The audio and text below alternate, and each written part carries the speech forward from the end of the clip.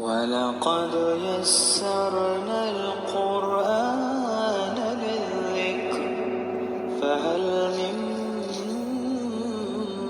مُّدَّكِرٍ۔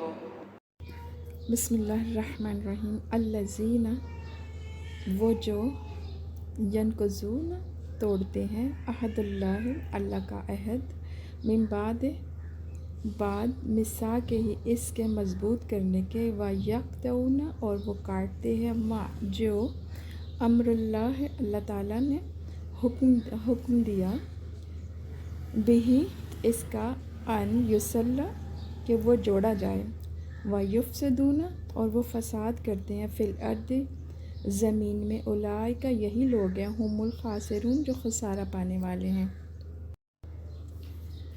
جو لوگ اللہ تعالیٰ کے مضبوط عہد کو توڑ دیتے ہیں اور اللہ تعالیٰ نے جن چیزوں کے جوڑنے کا حکم دیا ہے انہیں کاٹتے ہیں اور زمین میں فساد پھیلاتے ہیں، یہی لوگ نقصان اٹھانے والے ہیں۔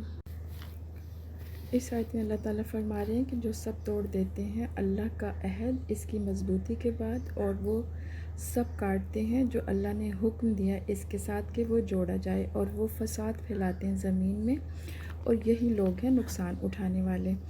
اب یہاں پر دیکھیں کہ اللہ سبحانہ تعالیٰ نے فرمایا کہ جو توڑ دیتے ہیں اللہ کے ساتھ کیا ہوا عہد مضبوط باندھ دینے کے بعد، تو اس کا کیا مطلب ہے؟ اللہ اور بندے کے درمیان سب سے بڑا عہد عہد الست ہے، جس کا ذکر سورہ اعراف میں آئے گا، اور یہ عہد عالم ارواح میں تمام انسانوں نے عالم ارواح سے کیا گیا تھا۔ ان میں ہم سب تھے، اور جو قیامت تک آنے والے ہیں وہ بھی سب موجود تھے، جو ابھی ارواح جو ابھی زمین پر آئیں گے وہ بھی سب، لیکن صرف ارواح کی شکل میں تھے، جسم موجود نہیں تھے۔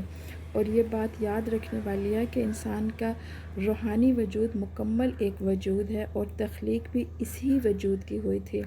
عہد الست میں اللہ تعالیٰ نے بنی آدم سے ارشاد فرمایا تھا، الست من ربکم، کیا میں تمہارا رب نہیں ہوں؟ تو سب نے ایک ہی جواب دیا تھا، بلا، کیوں نہیں؟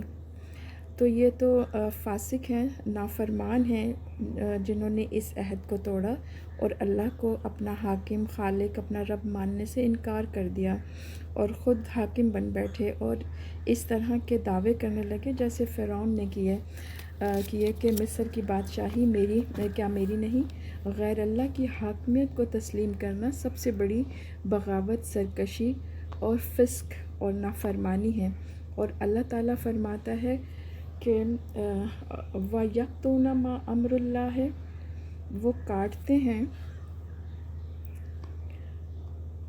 کاٹتے ہیں ان چیزوں کو جن کو اللہ نے جوڑنے کا حکم دیا۔ یہاں اللہ صلح رحمی کی بات کر رہے ہیں، اللہ نے صلح رحمی کا حکم دیا، یہ قطع رحمی کرتے ہیں، مال کی خواہش ہے، بھائی بھائی کو قتل کر دیتا ہے، انسان اپنی ذاتی اغراض کے لیے اپنی تکبر کی خاطر تمام اخلاقی حدود پس پش ڈال دیتے ہیں، جیسا کہ آج کل ہو رہا ہے۔ آپ ذرا اپنے دائیں بائیں نظر دوڑائیں تو آپ کو سب سمجھ آ جائے گی۔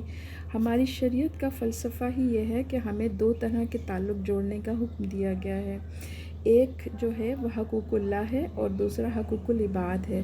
اللہ کا حق یہ ہے کہ اسے حاکم اور مالک سمجھو اور خود اس کے بندے بن کر رہو، جبکہ انسان کا حق یہ ہے کہ سب آپس میں بھائی بھائی بن کر اللہ کے بندے بن جاؤ۔ اب یہ دیکھیں جو رحم کے رشتے ہیں، جیسے بہنیں بھائی، پھر دادا دادی کی اولاد میں سے کزنز، اس پر چلتے جائیں تو آگے سب آدم اور حوا پر آ کر، حضرت آدم علیہ السلام اور حضرت حوا پر آ کر سب جمع ہو جائیں گے۔ رحمی رشتوں کی بڑی اہمیت ہے۔ فاسقین کی دو قسمیں بیان کی گئی ہیں، اللہ کا عہد توڑ دیتے ہیں مضبوطی سے جوڑنے کے بعد، نمبر 2 جن کو جوڑنے کا حکم ہے اسے توڑ دیتے ہیں اور زمین میں فساد برپا کرتے ہیں۔ ان دونوں باتوں کے کرنے سے زمین میں فساد ہی تو پیدا ہوتا ہے، انسان اللہ کے حکم سے باغی ہو جائے اور رشتے توڑ کر ایک دوسرے کی گردنیں کاٹنے لگیں تو اس کا نتیجہ کیا ہوگا؟ زمین میں فساد ہی پھیلے گا نا، فساد کی صورت میں ہی ظاہر ہوگا۔ تو تو اللہ تعالیٰ نے فرمایا کہ یہی لوگ ہیں جو نقصان اٹھانے والے ہیں۔ اللہ تعالیٰ ہمیں اپنے احکامات پر عمل کرنے والا بنائے۔ اللہ تعالیٰ سے ہمیں ہر وقت معافی مانگنی چاہیے اور ہمیں اپنے عہد کو یاد رکھنا چاہیے کہ ہم اللہ تعالیٰ سے کیا عہد کر کے آئے ہیں، اور